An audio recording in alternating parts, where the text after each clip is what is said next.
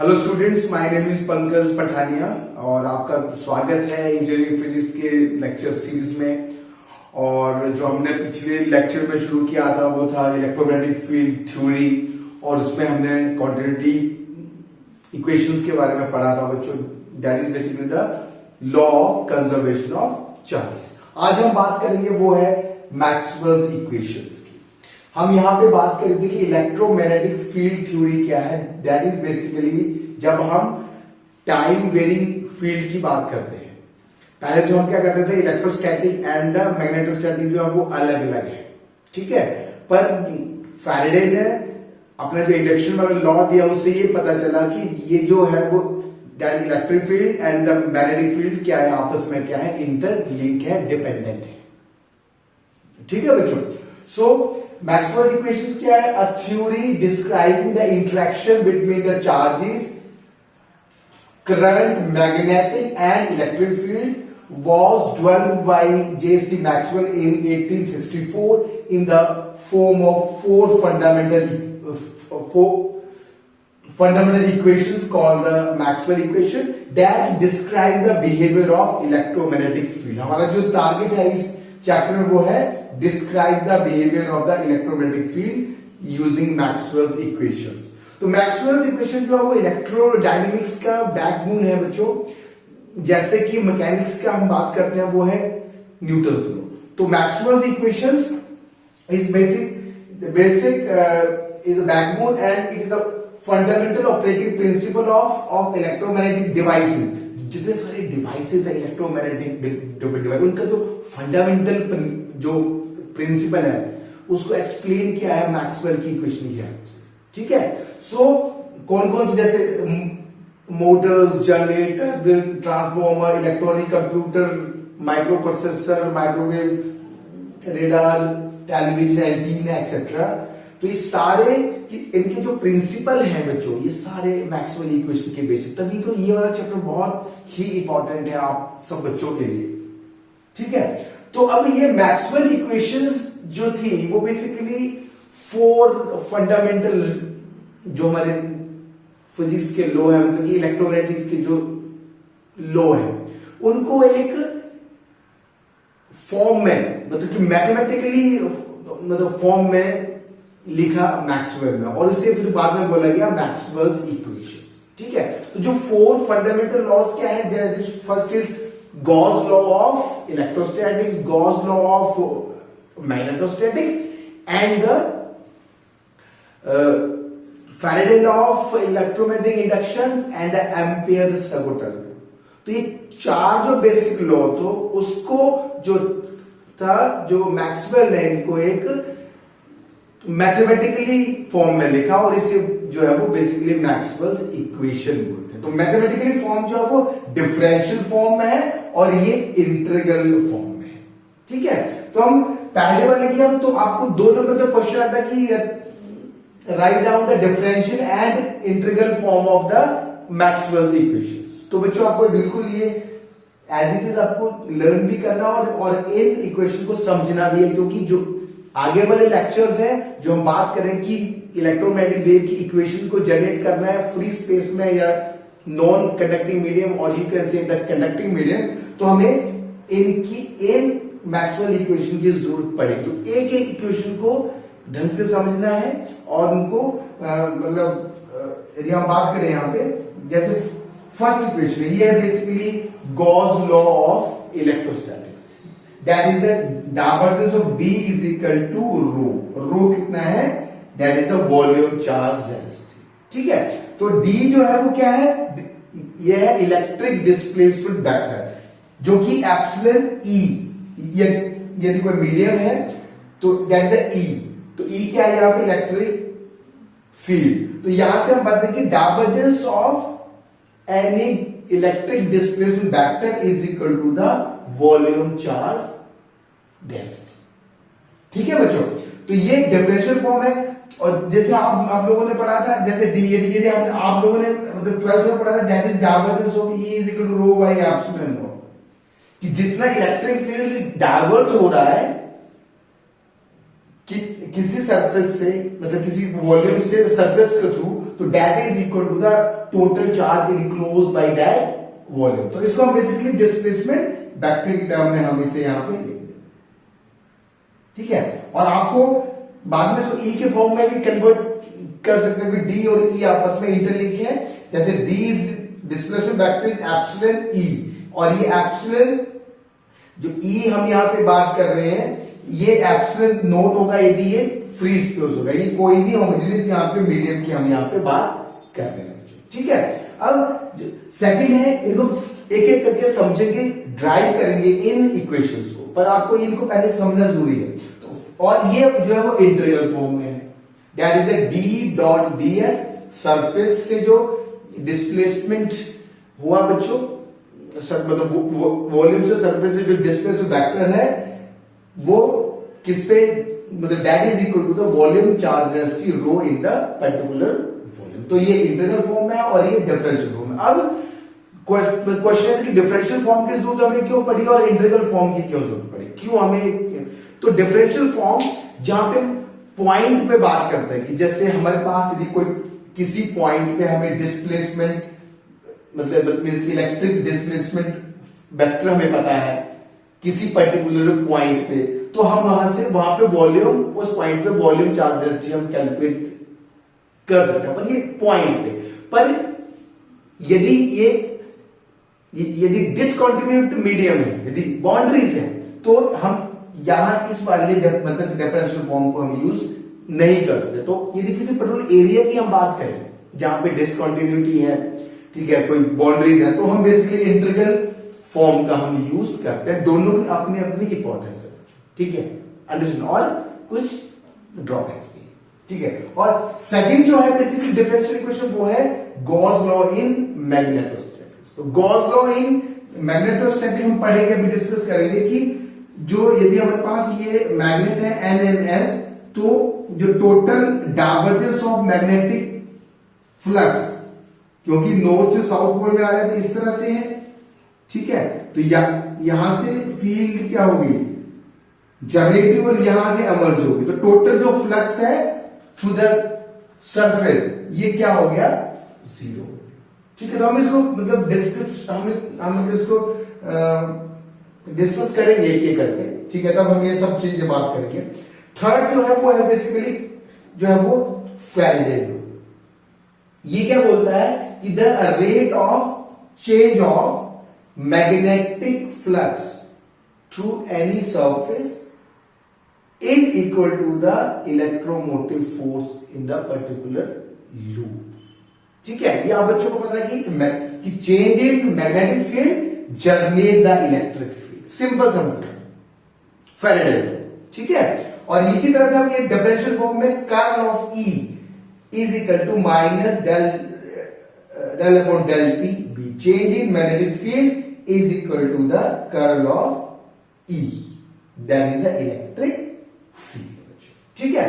इसी तरह से हम बात करते हैं मैक्सवेल की फोर्थ इक्वेशन, जो कि हम नेक्स्ट वीडियो में इसके बारे में भी डिस्कस करेंगे, इस पर्टिकुलर फोर्थ इक्वेशन का, क्योंकि इसमें जो है वो डिस्प्लेसमेंट करंट वाला भी कॉन्सेप्ट आ रहा है, जो कि आपके एग्जाम पॉइंट ऑफ व्यू से इंपॉर्टेंट है। इसका हम क्या करेंगे, अलग वीडियोस में इसको डिस्कस करेंगे, ठीक है। तो ये बेसिकली क्या है, ये ampere circular, that is the modified Ampere circular law, ठीक है।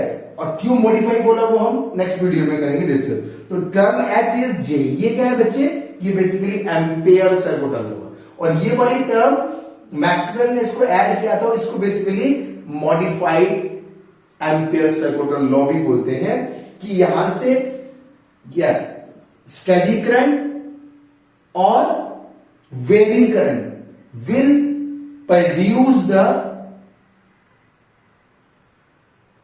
मैग्नेटोमोटिव फोर्स, ठीक है बच्चों। इसके बारे में हम बात करेंगे कि जो इलेक्ट्रिक फील्ड, ये J जो है दैट इज रो E, ठीक है, कि स्टैटिक फील्ड और change in electric field produce the magnetic field, simple समझ, ठीक है। तो इसका मतलब कि the rate of change of magnetic field produce the electric field and the rate of change of electric field produce the magnetic field, में दोनों आपस में क्या है, इंटर लिंक है, बल्कि इलेक्ट्रोस्टैटिक एंड मैग्नेटोस्टैटिक में ये अलग है। ठीक है, तो इलेक्ट्रोमैग्नेटिक का हम बात कर रहे हैं कि इलेक्ट्रोस्टैटिक प्लस मैग्नेटोस्टैटिक ये आपस में क्या है, डिपेंडेंट है। ठीक है बच्चों, तो अब हम शुरू करते हैं फर्स्ट मैक्सवेल की इक्वेशंस को, इनको नोट डाउन कर लो। और ये बी जो है ये पता, व्हाट इज बी क्या है, ई क्या है, बी क्या है, म्यू क्या है, ये सब चीजें आपको पता होनी चाहिए। तो बी यहाँ पे मैग्नेटिक फ्लक्स है, ये हमारे पास, और एच क्या है, यदि हमने एच यहाँ पे कोई मैग्नेटिक फील्ड हमने अप्लाई की तो टोटल जो फ्लक्स आएगा किसी सरफेस से, तो that is basically the B, और ये फ्लक्स बी है, एच और म्यू क्या है, इस मीडियम की प्रॉपर्टी है, मैग्नेटिक प्रॉपर्टीज को बताने के लिए। इसी तरह से डी इज एब्सोल्यूट ई है, और जे इज कंडक्टिविटी, और ये क्या है, इलेक्ट्रिक फील्ड।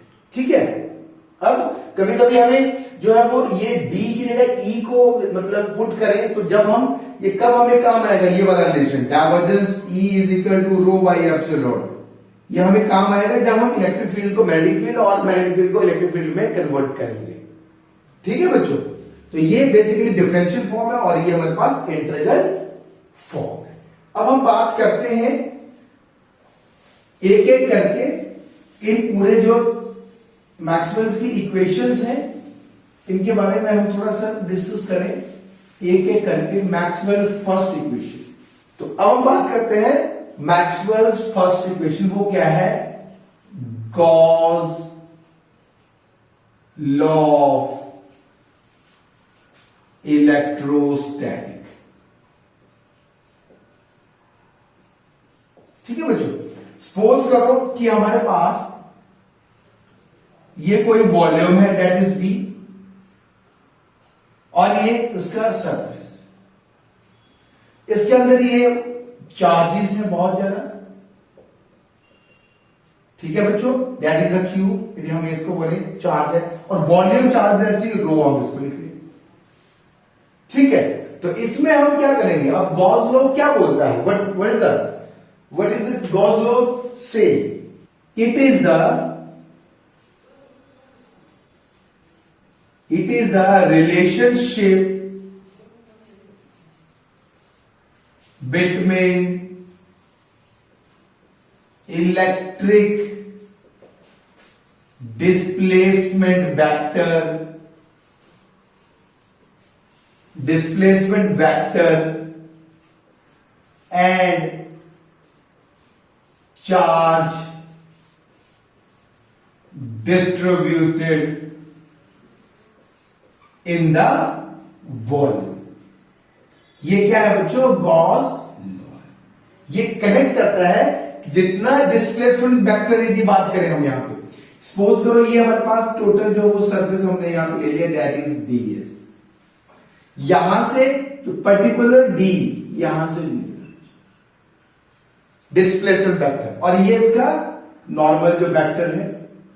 ठीक है, तो टोटल ये क्या है, जैसे हम ये बात करें यदि ये डीएस सरफेस है, तो इस सरफेस के ऊपर जो है वो हम यहां से बात करें, ये सरफेस है तो ये डीएस हम मान लें, तो टोटल जो ये क्या है, नॉर्मल वेक्टर एन है। ठीक है, तो इसका डॉट प्रोडक्ट हम ले लेंगे। ठीक है, तो टोटल, तो हम यहां से बात करेंगे that is total D dot DS is equal to this is rho, that is basically ये सरफेस पे है बच्चों। ठीक है, और ये हम बात करेंगे volume, total charge enclose, total charge. ठीक है, तो टोटल चार्ज है, वॉल्यूम है, तो क्यू कितना हो गया हमारे पास, that is basically volume, that is volume charge, इसको हम वॉल्यूम कर लें। ठीक है, D dot D S is equal to Q is equal to Q is equal, और चार्ज कितना है हमारे पास, रो डीवी। ठीक है, तो अब हमारे पास तो टोटल, तो इसका मतलब है कि हमें जो है, यदि हमारे पास यहां पे हमें डिस्प्लेसमेंट वेक्टर पता चल जाए, यदि यहां पे इस डी पॉइंट पे हमें यदि डिस्प्लेसमेंट वेक्टर पता चल जाए, फील्ड पता चल जाए, तो हमें जो है उस पर्टिकुलर पॉइंट पे, उस पर्टिकुलर सरफेस पे हम क्या कर सकते हैं, वॉल्यूम चार्ज डेंसिटी कैलकुलेट कर सकते हैं। फिर बाद में इसको पूरे को हम इंटीग्रेट कर देंगे, ds ds ds ds मिलके पूरे को इसको हम जो ऐड करेंगे या फिर पूरे को इसको सरफेस को पूरे इंटीग्रल कर देंगे, तो हमें टोटल जो है वो चार्ज यहां से जो है वो पता चल जाएगा। ठीक है, तो यहां से हम s d dot ds is equal to rho dv, इसमें वॉल्यूम इंटीग्रल है तो यहां पे आपको वॉल्यूम लिखना है। ठीक है, अब d डॉट ds हम यहां पे बात करें क्योंकि क्लोज है तो इसको हम यहां पे क्लोज इंटीग्रल, ठीक है, तो ये क्लोज इंटीग्रल, क्लोज वाला ये सरफेस है, ध्यान रखना है बात। अब that is related d dot ds is equal to rho. अब हम क्या करेंगे बच्चों, using Gauss divergence theorem, divergence theorem ये आप लोगों ने मैथमेटिक्स में भी डिस्कस कर रखी है। तो यूजिंग गॉस डाइवर्जेंस थ्योरम, क्योंकि देखो बच्चों एक तरफ है सरफेस इंटीग्रल और एक तरफ है वॉल्यूम इंटीग्रल, तो surface to volume and the volume to surface integral convert करने के लिए हमें गॉस डाइवर्जेंस थ्योरम की हम यहां पे बात करेंगे। ठीक है, तो वो क्या है, जैसे किसी सरफेस पे हमें क्या है, डिस्प्लेसमेंट वेक्टर पता है। ठीक है, तो हम उसको वॉल्यूम में क्या है कितना वो हमें कैलकुलेट करेंगे। ठीक है, तो वो कितना होगा, तो अकॉर्डिंग टू तो गॉस डाइवर्जेंस थ्योरम क्या है, the flux of vector field, suppose करो that is A, over a closed surface is equal to the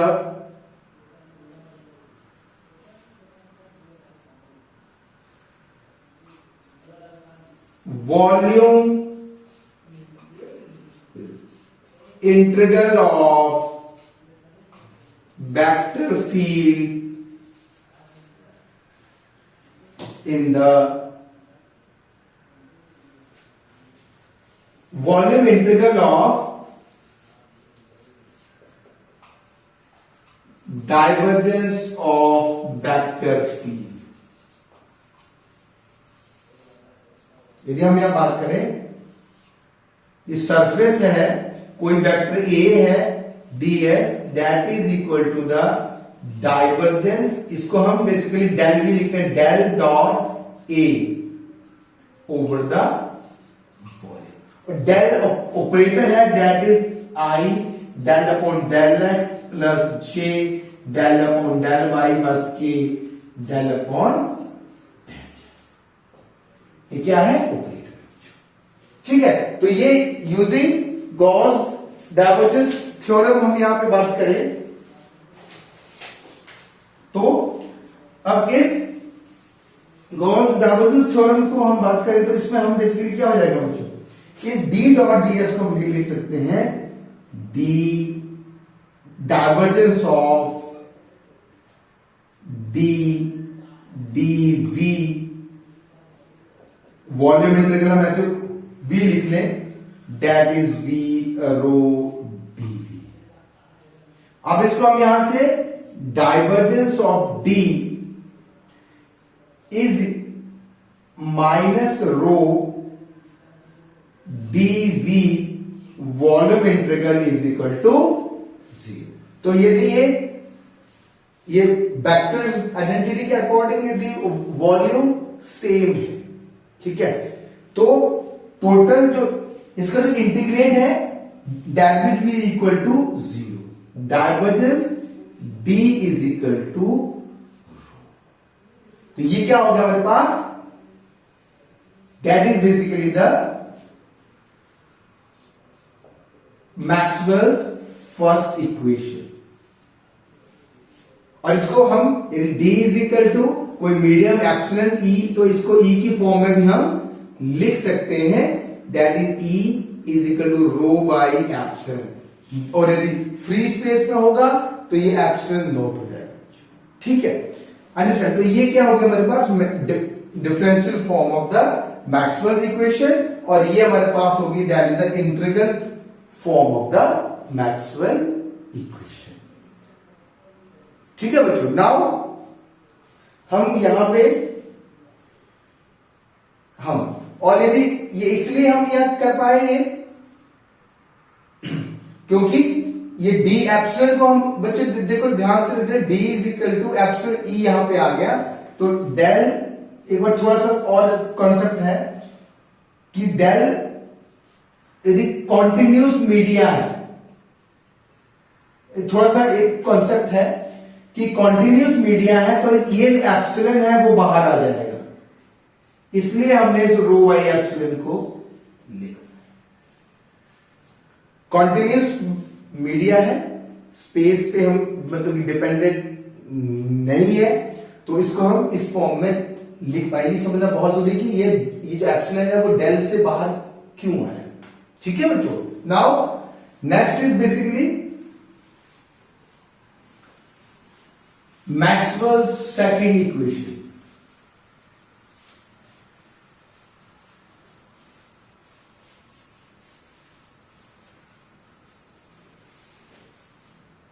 Maxwell's second equation, that is Gauss law of magnetostatic.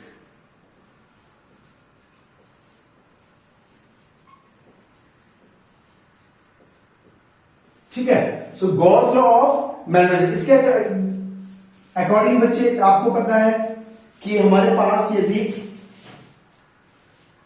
हम यहां पे बात करें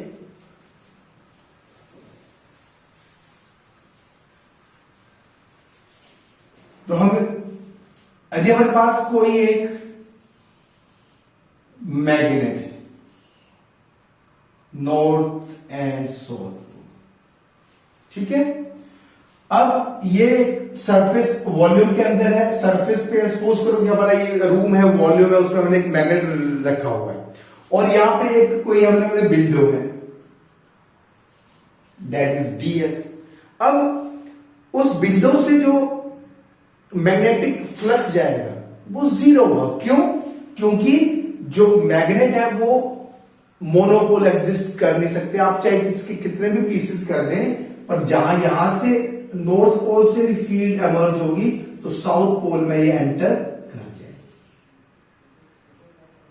इसका मतलब है total magnetic flux B dot, मतलब यदि हम इसको बोले फाई, चलो पहले इसको phi B, total magnetic flux around the surface, that is phi b is equal to b dot ds is equal to 0 किसी surface.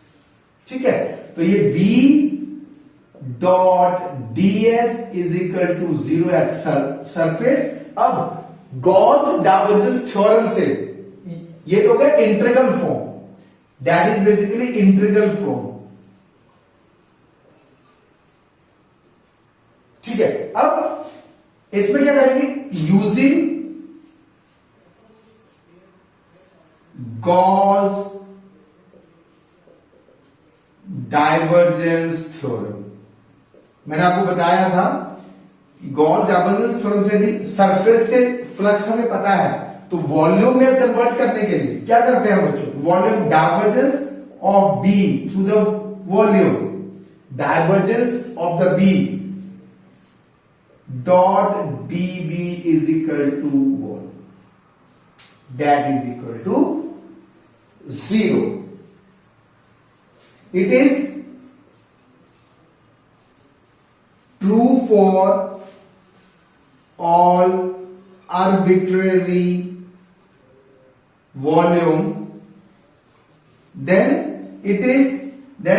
this integrand will be vanish, मतलब that is equal to 0। तो ये होगी हमारे पास differential form of Maxwell equation, differential form of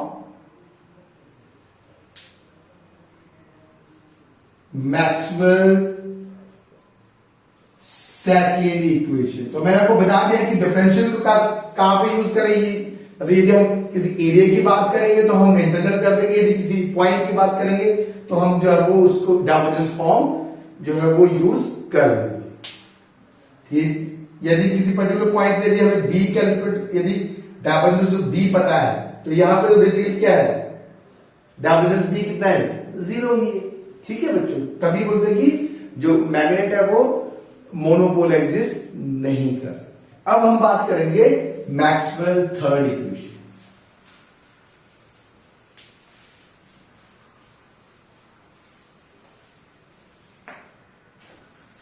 ये Maxwell third equation तो वो क्या है बच्चों, वो है basically Faraday law of electromagnetic induction. Faraday law of electromagnetic, according to Faraday law, the total EMF, electromagnetic force induced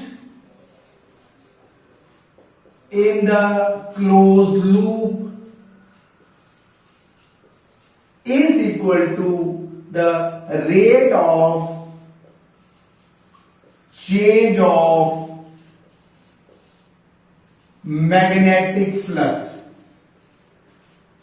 magnetic flux. जब बात करें यदि यहां से बी है, ठीक है, दैट इज एच हमारे पास फील्ड है और ये हमारे पास बी है, टोटल फ्लक्स है B.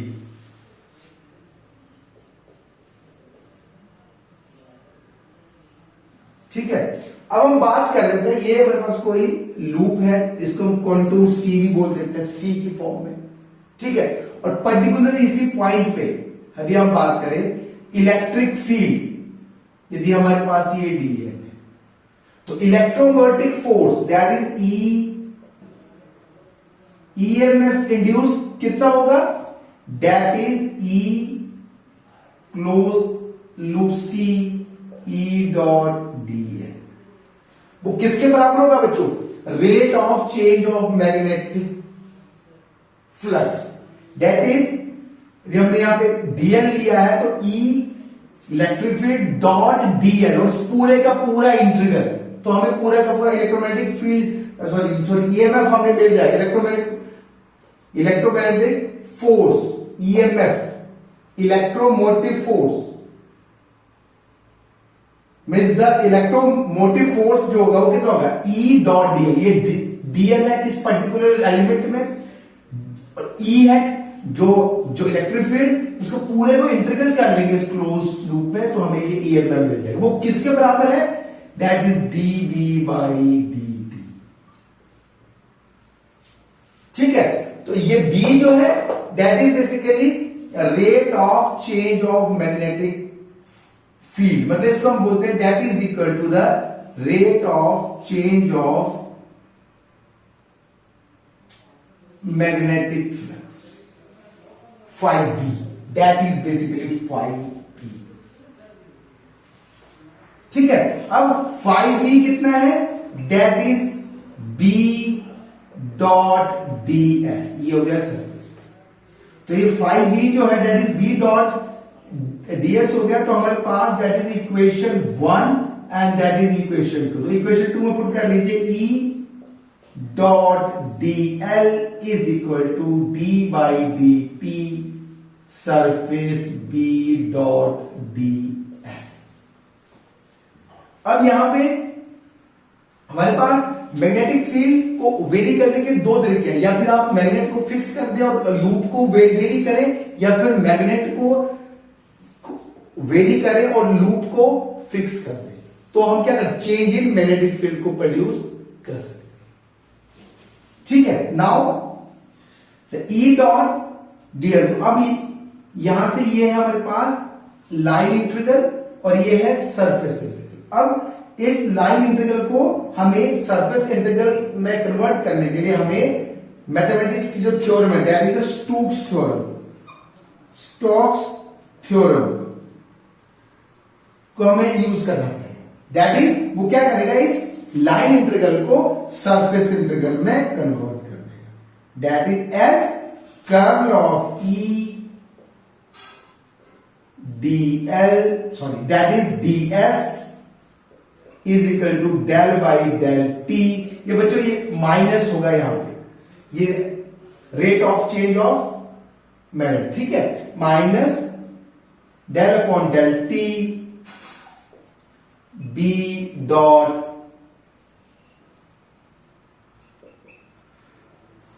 That is B dot D S, ये हो गया, that is the surface। अब that is the curl of E, that is basically the del E, del cross E, इसको हम curl of E भी बोलते हैं। ये कर्ल ऑपरेटर है, ये वाला जो ऑपरेटर है वो कर्ल ऑपरेटर है और ये है डाइवर्जेंस का ऑपरेटर, ठीक है। तो ये curl of E minus sorry plus del upon del T B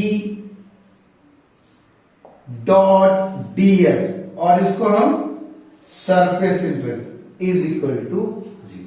तो ये क्या होगा, हम यहां पे वेक्टर आइडेंटिटी का यूज करेंगे। उसमें क्या होगा, वेक्टर आइडेंटिटी में सरफेस यदि सेम है, वॉल्यूम सेम है, तो हम इसको डेल क्रॉस, इसका इंटीग्रेंट है that is curl of E plus del upon del T B is equal to 0, that is curl of E is equal to minus dv by dt। तो ये Maxwell's की third equation है, ठीक है बच्चों। और इसमें क्या बोल रहा है कि the rate of change of magnetic field produce the electric field. अगला जो हम फोर्थ मैक्सवेल इक्वेशन वो हम नेक्स्ट लेक्चर में डिस्कस करेंगे, that is modified Ampere circuital law, और उसमें हम देखेंगे कि the change in electric field is also produce the magnetic, ठीक है। तो हम नेक्स्ट वीडियोस में डिस्कस करेंगे और इसमें हम डिस्प्लेसमेंट करंट का भी कॉन्सेप्ट आएगा, डिस्प्लेसमेंट करंट क्या है, क्योंकि वो बहुत इंपॉर्टेंट क्वेश्चन है और एग्जाम में वो आता है बच्चों। तो थैंक यू वेरी मच।